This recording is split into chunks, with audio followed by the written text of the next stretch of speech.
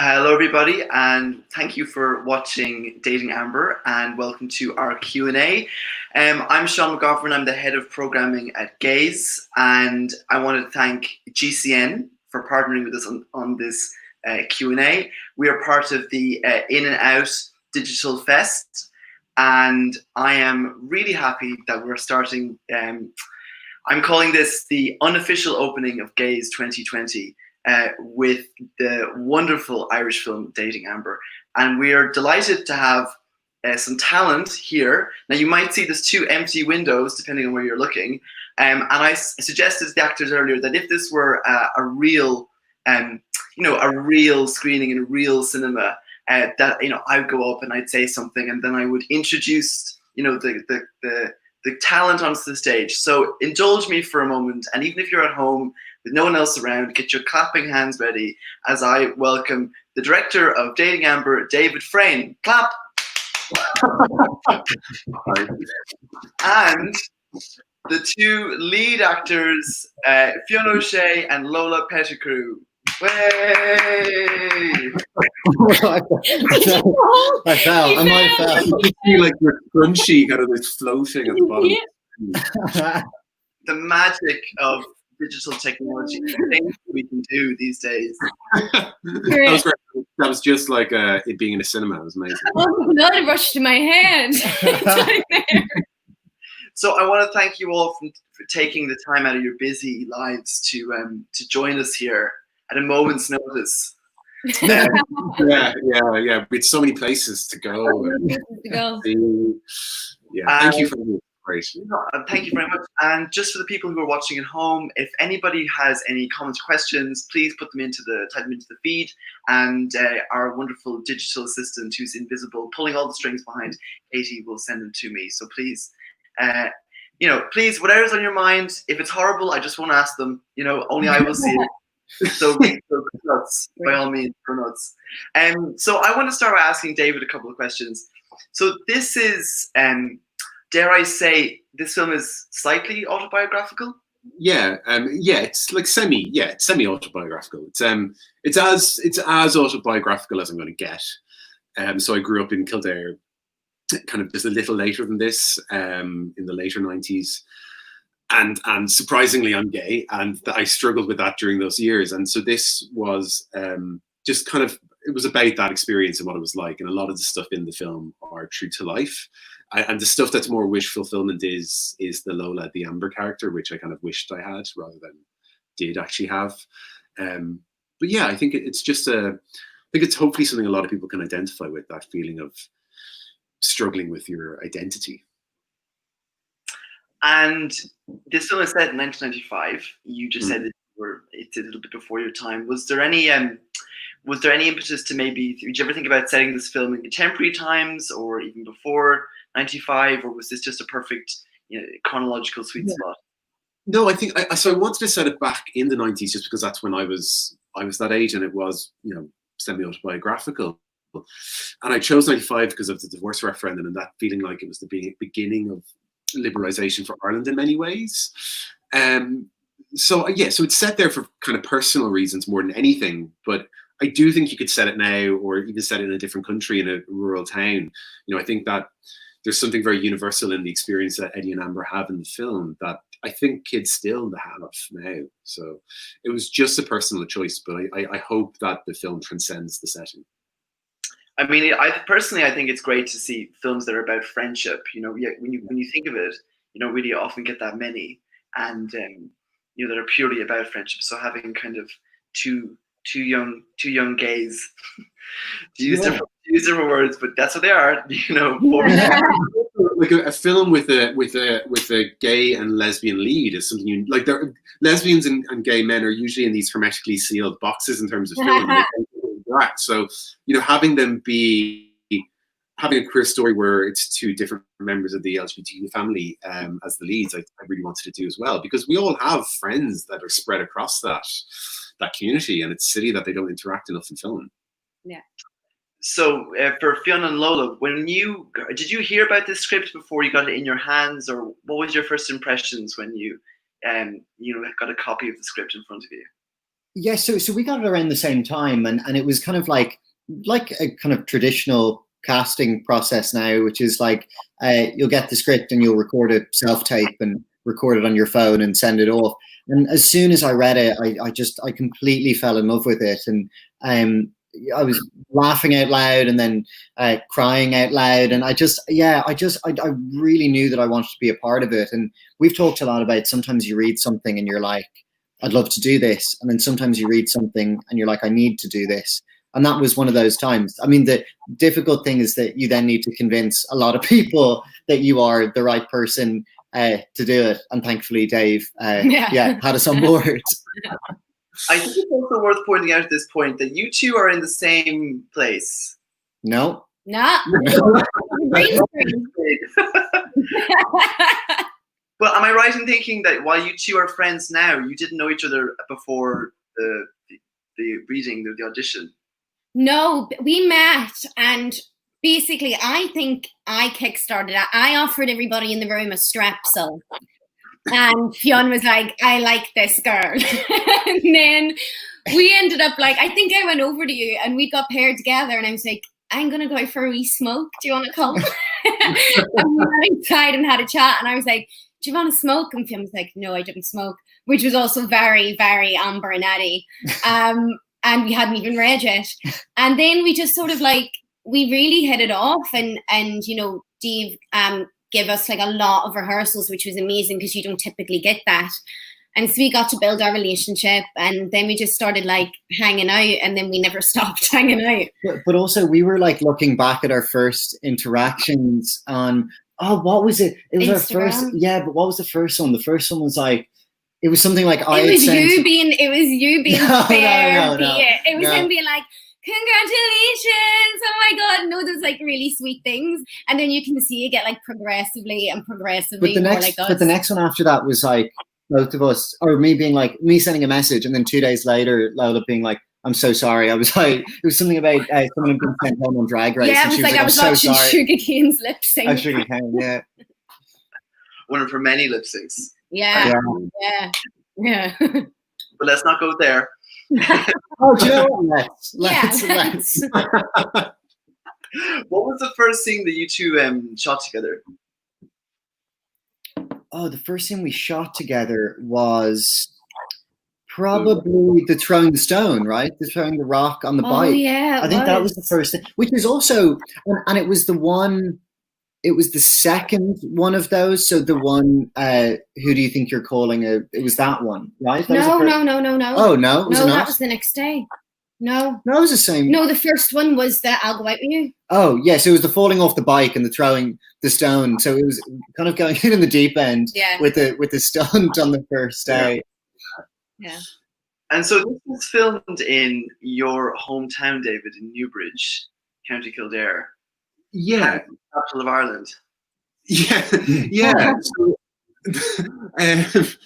So we shot it in the Curragh, where so my dad was in the army and we lived in the barracks for a while, and I lived around the Curragh for my whole young life, and it was really important that we shot it there just because I think it's beautiful and I think it's really cinematic, and it's not something you appreciate when you're younger, and I just think that environment with the soldiers and the army, it's like a weird toy town that looks really cool, and it's really hard to explain to people that haven't kind of grown up with it, so I really wanted to bring it to the screen. And yeah, thankfully we got access after a lot of groveling and letters and like close to blackmail. We eventually got access to the barracks, which was amazing. And I think I'd been building up for so much with all the actors. I kept telling them how amazing it is. I think it would only be a letdown eventually, but no. Right. I loved it because like at lunchtime you would be sitting out and you could see all the guys in full army uniform playing hurling, which I just thought was hilarious. Yeah. Having a puck about like in their full gear. Yeah, it's a very weird place. I can't imagine what it's like growing up in such close proximity to the army. But as Lola points out, you know, it's the Irish Army. You know, you'll be filling in for some bin men on strike. Yeah, I mean, there's not a limit. Yeah, it's a pretty safe environment, really. Yeah, yeah. I mean, I like, soldiers get deployed to Lebanon and various places, but they're pretty safe. So yeah, it was fine. One thing that I thought that the film dealt with quite directly, but also very importantly, was the amount of homophobic language in the film. And it's so funny because I had a fairly good time in school, but when I was watching the first 10 minutes when the film came out, last week, I was reminded of how commonplace the word faggot and gay insult was commonly used in my school. Yeah. And I think that's probably, it's funny because it's hate speech, but it's also entirely true to form. Was that your experience growing up? Yeah, no, it was. I mean, you're kind of surrounded, particularly in that period, which was so Britpoppy and masculine. You were surrounded by being called, a faggot or whatever else. And it's a very, I think I had a more difficult time with it, even though it was like it was in the film where they're just having a laugh. And I think it was a really interesting, I think I was very conscious that, I know how triggering that stuff can be for people to hear and watch. And I didn't want to make a film that dwelled on that language of that abuse. But at the same time, it would have felt really dishonest not to have any of it in the film. So it was about just trying to strike that balance whereby we could feel what Eddie and Amber are going through, particularly at the early part of the film, and then kind of phase it out. But until I think the very poignant moment where Eddie says it to Amber later in the film, which is gut wrenching. Yeah, I think it was just about not overusing it, because I think that's then you're just being lazy and it does become hurtful. But making sure that we just have that truthful balance right. And I mean, I think it is uncomfortable to hear, and I think it should be uncomfortable to hear, and it should be uncomfortable to hear in the film. I need to feel what the kids are going through at the start of the film. Yeah, because, to Fionn and Lola, obviously your playing age is, much younger, but there's something to be said about, going to school, growing up, leaving school, and then going back to school as actors. What is that like? It's like those dreams I have where I somehow have failed leaving cert economics and I'm forced at the age I am, what is that like, putting on the school uniform and pretending? It's it's fine because it's pretend, and you always have that in the back of your head. I mean, you could not pay me any amount of money in the world to go back to school at all. But I mean, for us filming, it kind of a bit felt like we got to go back and do school the way it had been done, because we were just in school uniforms, riding around Dublin and Kildare on a bike with our best friend, eating lunch together and doing work. And it felt like we got to go back and have a better school experience. So I'm going to count that as my 6th year now. That's what I'm going to do. That's when I did 6th year. So, I think because we live in this post-marriage equality era and we have a gay Taoiseach and all that kind of stuff, that I think a lot of people say, oh, sure, now everything's solved, isn't it? Which I think is as simple-minded as saying that race was solved after the election of Obama. But of course, people will still say that, won't they? Mm-hmm. So, I mean, you've all put your stamp on a piece of Irish film history now by doing this. And so, obviously, this film is wildly entertaining and great to watch, and just the antidote that we need right now. But, what do you think could be the legacy of this? Well, what do you hope it was? Well, I think it's important to recognize as well that we were on set when marriage equality was passed in the North, and that was 5 years after the South. And that's still something that's even being debated now, along with the abortion rights. It's still, as an entire island, there's still so far to go. I remember seeing that message on Twitter in between takes and couldn't believe it. It was really cheery. And you're sitting filming something that's, set in 1995, and you go, well, it really doesn't feel like it's. I mean, sometimes I think we mix up having things passed in law, and we think society is therefore followed suit and gone that far, but it takes a while to catch up. I think. Yeah. And David, what about you? What do you hope is the lasting impact of this? Oh God, I don't know. I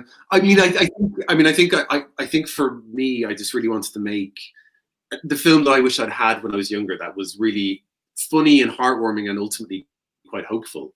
I think particularly when I was growing up, when you saw queer characters on screen, it was quite depressing. It was, AIDS or being really persecuted. And I think, well, they're really important films, and some of them are my favorite films. If that's the only way you see yourself as a kid, it's such a bleak future. And I just wanted to make something that would be really funny and really hopeful, and show queer kids in a light that we don't often see them in, and show them with a hopeful ending. And I hope that, it's one of those films I hope people kind of return to and laugh again and find different jokes. And, I don't know that. Yeah. I think as well, like it's a great film that, like you said before, and the last time that we spoke about LGBTQ plus films sort of being like ghettoized into this genre, and like, the idea that that's just what they are. And I think that, I think our film shows that that's not really true. Yeah. That everybody can find something in the story. Yeah, I obviously, when you put together an LGBT film festival, I see a lot of things. And my advice for people is that you either speak to a universal audience or you speak to a specific audience. Don't try and speak to a straight audience, Yeah. I think personally. And what I think that this film really does is that it takes, it kind of does both at the same time very successfully. There is a universality to it, but there's also a very personal experience that, someone 16, 17 watching it would take from it, which I, really hope. And like actually watching watching the things that you've been posting on Twitter, David, has been really great. People's parents watching. Yeah, I need to detox from Twitter really badly. Oh, I love Twitter, Dave. I love Twitter, Dave. I'm living my best Twitter life. But that is a problem. I do need to detox. But but I think I think the best films in general, but particularly with queer films, are the ones that don't try and cater to a wide audience. Like, I think they're the ones that tell a very specific personal story. And I think the more specific and personal you are, the more likely it is to kind of feel universal and kind of find that audience. So I think you have to. There's nothing worse than a film that feels watered down, or is feeling to water down an accent, or not using the word shifts because people won't know, and America won't know what it means, which, that's bollocks. Like, I think the best gay films of the last years are things like GAZE Country, which is such a specific story, but I think because of that, it works so universally. And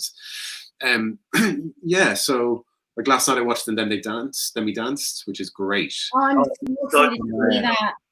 So it's amazing. And it's a specific story. It's beautiful, but it's such a specific story, and that's what makes it work. Like, I don't know what it's to grow up in Georgia like that, but I responded to it in a really nice way. And most people who are watching this don't have a clue what the car is like, but hopefully they're still finding it really funny and universal. So you should never. I mean, I just think you get those notes a lot with films about making them more universal. I always think they're the notes you have to fight back against the most because they're fucking stupid. Yeah. And also, if I can give credit, Dave, for having a young lesbian character having fulfilling and enjoyable sex on screen. Lola, what was that like to film? So warm. It was so warm.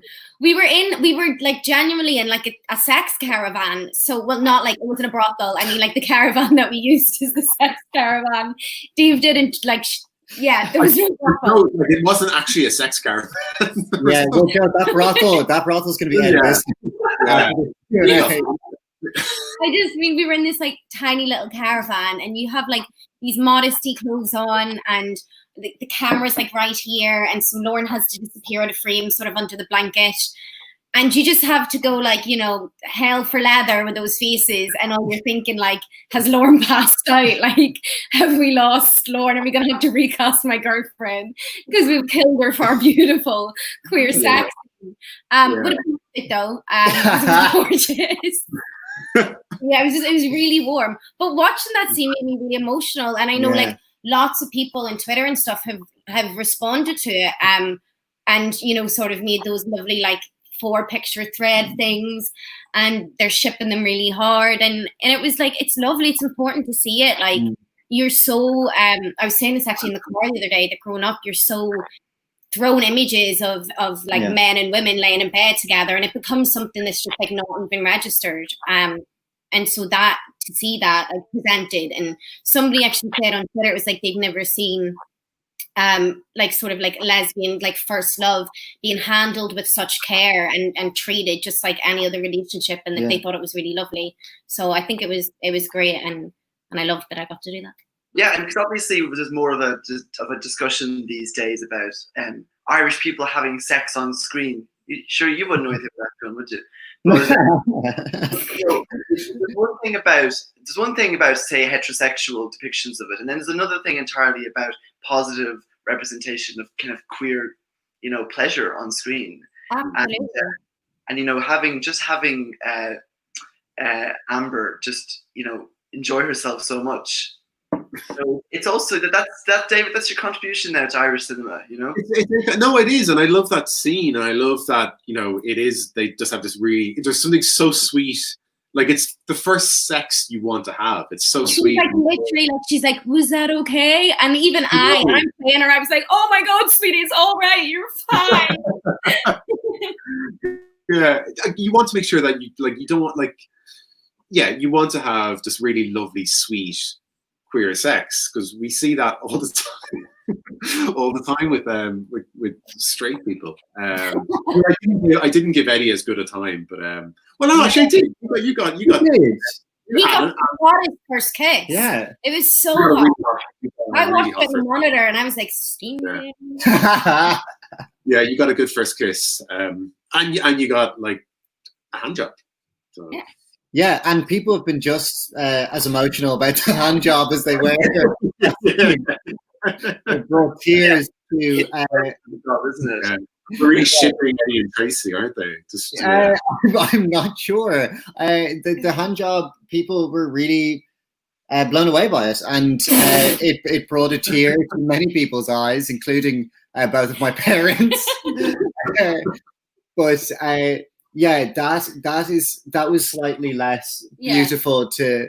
I remember though when we were filming that, it was like it's odd because like obviously it's shot from the waist up, or not from the waist up, from you can't anyway. It's shot you can't anyway. But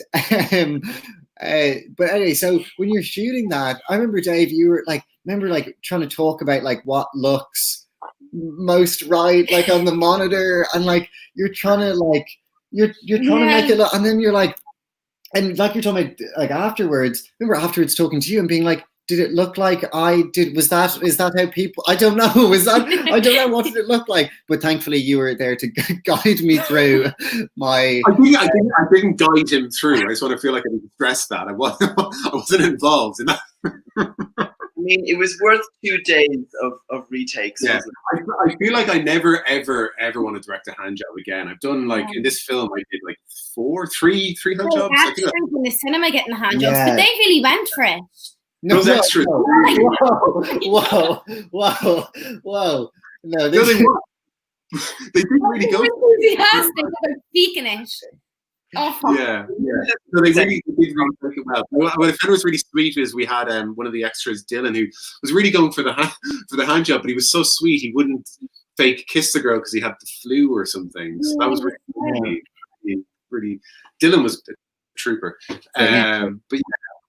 I have a question here from one of the viewers. This is from Brian Dermody, it's for David, and he asks, I guess Eddie was based on yourself, and that the Amber role is also a really well-developed character. Was she based on anyone in particular, or did she purely pop out of your imagination?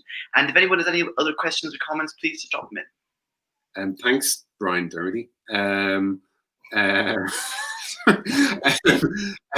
Yeah, so Eddie is sort of based on me, and I think parts of Amber are also, you know, they're kind of two facets of me. But yeah, I mean, when I was in school, I had a friend who transpired to be a lesbian later in life, and we were never beards, but it was that idea of that would have been so handy had we done that, or it would have saved us a lot of grief, and so that was the starting point of the film. So I mean, I'm really lazy when I write, and all the characters in it are largely based on people like, you know, I never tried to kiss my teacher, but I did have a teacher I fancied called Mr. Sweeney. And I'm just very bad at imagination, so I just use things from life. So also, can I also mention? Not that this question obviously wasn't for me. No, go for it. Can I mention that I think one of the names on the roll in the film is Brian Dermody. It is. Yeah, it is. In the performing school. Yeah. So I wonder if this Brian Dermody is that Brian Dermody. That's what I wonder. Reveal yourself. Maybe. What? Don't reveal yourself. Oh my God. No revealing here. Yeah. I have a question about the character development. Actually, it's really interesting that Amber is so much more secure in herself than Eddie is. Mm-hmm. And I mean, obviously everything is a choice, but what was the decision to kind of give her the strength that Eddie does not get to have? Is it because she's experienced things in her life that have toughened her up before, or is it because she has just kind of blazed her own trail that a little bit longer than Eddie has? No, I mean, I think the reason for that was mainly because Eddie is more based on me, and I was such a horribly insecure and shy kid, and I could never consider, I was ready to live my life closeted. So that was me, and I think you wanted that counter character to that, and it made sense that Amber is obviously more at ease with her sexuality, but she just can't ever fathom coming out in her hometown, and that's in many ways her struggle to overcome, is being able to be who she is with her family and at home. So yeah, I mean, I think it was just that thing, and I'm always really like a lot of people, I had to go away before I could kind of discover myself, and I think that's the truth for a lot of young queer people. But I'm always really just amazed by those people who had the strength to come out when they were teenagers in their rural town, or and they existed and they're incredible. I don't know how they had that strength, and I wanted that strength in Amber, because I think it's about this. I've always said this is like my love letter to those kids who had to escape and those who had the strength to stay, and so that's Eddie and Amber. So it was kind of just the two different stories that I think often queer stories that come from rural towns. Yeah, and I really think that it'll resonate, with contemporary audiences an awful lot. There's an awful lot to take from it. Yeah, it's really good. I think we're going to wrap it up in a minute. But I just want to say thank you so much for taking part. And I am very happy that the film has been a runaway success, it seems. It's 5 full stars on Amazon. Oh, do you know what? Actually, no. I just got a lovely comment that's just come in. I'm going to read it. Forget the ending. This is lovely. Someone says here, I don't have a real proper question, but as a gay (parenthesis specifically non-binary and bi) American teenager living in a relatively small town, I can definitely confirm this film gives off such a universal feeling. Also, I've been a huge fan of Fionn for years, and this just increased that, and I'm very glad it brought Lola into my life as well. Oh, that's so sweet. Oh, that's so sweet. Oh, I want to give you a hug. I know, me too. Oh my God. Thank you for watching the film. I don't know. Should I say who wrote it? Should I say the name of the person? Sure. Are we able to say the name? I said Brian Dermody's name, didn't I? Oh, that's true. Well, yeah, that's true, yeah. Well, this person's called Flynn Horan, and someone in the USA. So I'm sure Flynn will find it because it's the internet. Thanks. Yes. We'll find Flynn. Find us. We will find Flynn. Seek us out. We're going to find you. Flynn, go look at the camera. Flynn, we're going to find you. We're going to get you. Not in a weird way. We're not going to get you in a weird way. No, like I didn't mean find you as in like find out your address and find you. I mean online. We'll find you. We'll find you. That was very sweet. Thank you. Role together because this little improv is real cute.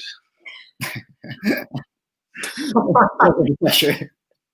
I don't know. I'm sweating.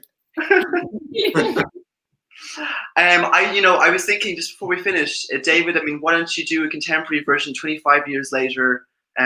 Where have Eddie and Amber ended up? You know, we do want to do that. Yeah.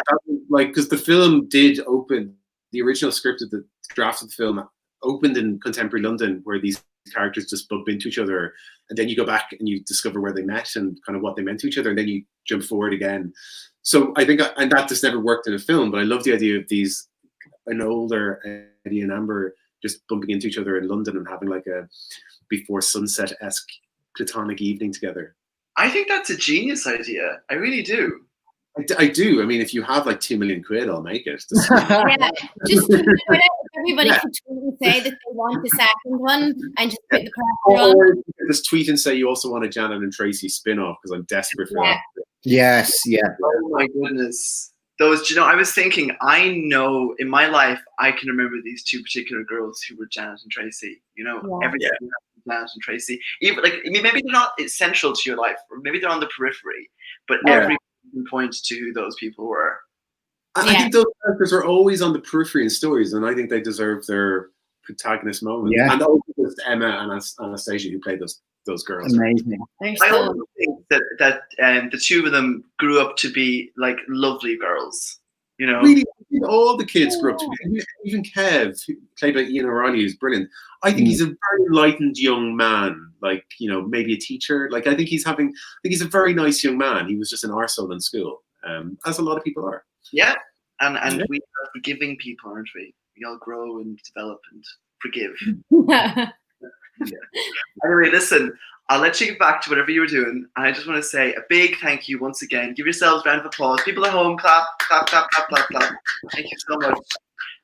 Yes, so thank you everybody for tuning in and for what I said was the unofficial opening film of GAZE 2020. And thank you, David. Thank you, Fionn. And thank you, Lola. Thank you so much. Thank you, GCN. We love GCN. We love GCN. GCN. Thank you. Thank you so much. Thank you so much, GCN, for this. Do we actually hang up, or do we? I don't know how to leave the meeting. Should we chat afterward, or do we go? I can do this. No, I'm doing something myself. If everyone could get off. The slide comes down again until we're muted. Okay.